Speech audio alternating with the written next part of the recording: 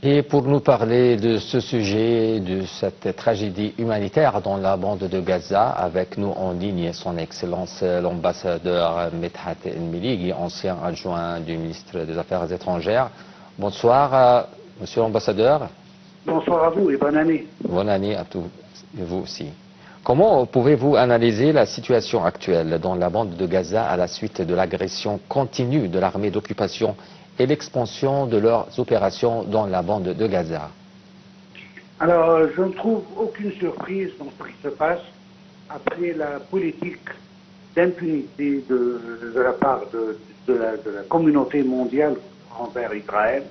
Israël continue à faire, et c'est son but d'ailleurs, on l'a déjà dit plusieurs fois sur notre programme, c'est qu'Israël essaye de rendre la vie impossible pour les Palestiniens dans la bande de Gaza, et du coup, ils vont partir. C'est pour ça qu'Israël est condamné par la communauté internationale, représentée par la Cour internationale de justice, qu'il y a un crime de guerre qualifié de un crime d'assassinat complet du peuple palestinien.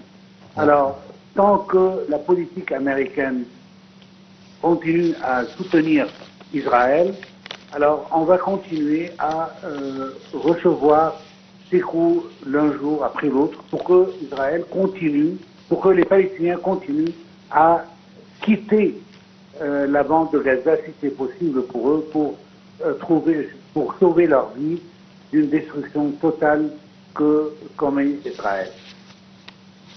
Alors, c'est ça qu'on peut dire. Pourquoi un cessez-le-feu qui est en train de... vous entendez? Je vous écoute. Oui, un cessez-le-feu, il y avait des négociations pour un cessez-le-feu depuis des semaines. Puis, tout à fait, il était arrêté. On ne sait pas pourquoi et les raisons des Israël qui sont retirés des négociations. Pourquoi? Qu'est-ce qui s'est passé? C'est exactement ce que je suis en train de dire et de le réexpliquer chaque fois. C'est que Israël veut rendre la vie impossible pour les Palestiniens. Pour que rendre la vie impossible. Israël n'a aucun intérêt.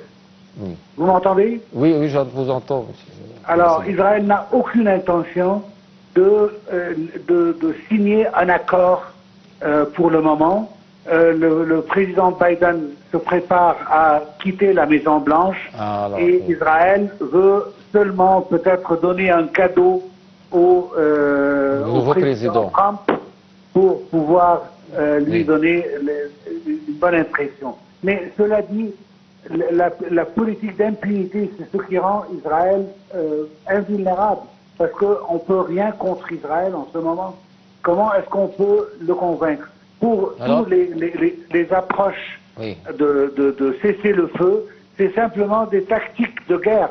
Mais ils n'ont vraiment pas l'intention d'arrêter. Même s'ils ont des otages, même s'ils ont leurs otages aussi, on a vu depuis le début qu'ils sont en train de sacrifier leurs otages l'un après l'autre. Alors ils ne prennent pas attention à leur peuple aussi. Ils ne s'intéressent pas, c'est pour ça qu'on voit les démonstrations jour après jour par les familles des otages qui l'ont dit à plusieurs reprises que le gouvernement d'extrême droite israélienne ne pense pas aux otages. Oui. Quand les derniers meurtres des 10 ou 15 derniers otages, c'est à cause du bombardement israélien, ça n'a rien à voir avec... Les Israéliens, ils veulent gagner du temps jusqu'à ce que le nouveau président américain vienne pour exercer plus de pression sur les Palestiniens. Et comme on l'a vu, que ce soit au nord de Gaza, qu'ils ont déjà, je pense, annexé au territoire israélien, ou que ce soit en Syrie ou autre, ou au Liban. Alors, ils sont en train de s'élargir au cours des pays arabes, au cours des territoires arabes. Et que tant que la communauté internationale, notamment le Conseil de sécurité, ne prend pas de résolution contre Israël, ce qu'on a vu aujourd'hui, le dernier massacre qu'on vient de voir, et les assassinats qu'on voit tous les jours, vont se répéter et continuer.